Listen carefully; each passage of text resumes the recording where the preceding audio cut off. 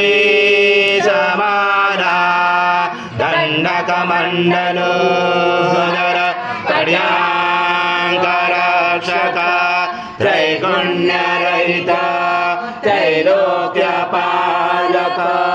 विश्वनायक भक्तवत्सल कलियुगे श्री स्वामी समर्थावतारधारक पाहि मां ब्रह्मानन्दं परमसुखदं केवलं ज्ञानमूर्ति द्वन्द्वातीतं गगनसदृशं तत्त्वमस्यादिलक्ष्यम् एकं नित्यं विमलमचलं सर्वधी साक्षिभूतं भावातीतं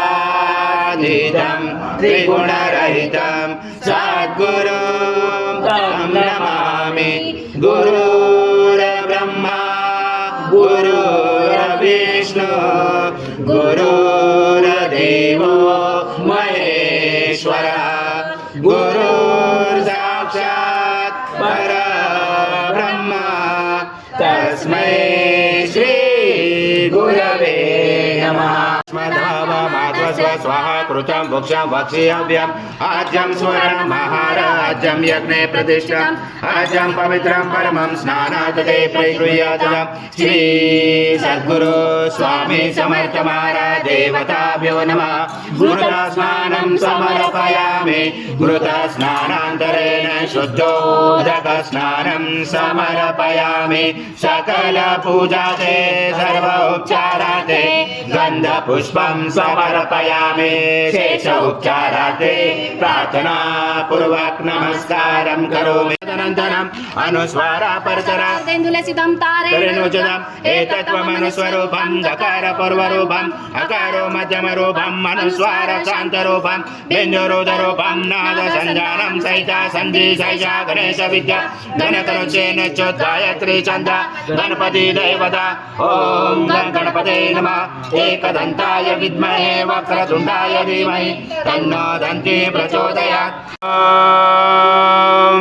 पूर्णब्रह्माय विद्महे परमहंसाय धीमहि तन्नं स्वामी प्रचोदयात्। श्री सद्गुरु स्वामी समर्थ महाराज देवताभ्यो नमः।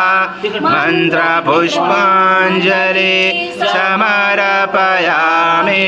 रमेश्वरं गतं पापं गतं दुःखं गतं दारिद्र्यमेव च अगदा सुगतं भक्ति पुण्या च तव दर्शन रूपं देहि जयं देहि यशो देहि दिशो देहि। सद्गुरु स्वामी समर्थ महाराज देवताभ्यो नमः। प्रार्थना पूर्वक नमस्कारं करोमि। हरि ओम तत्स हरि ओम तत्स हरि ओम तत्स।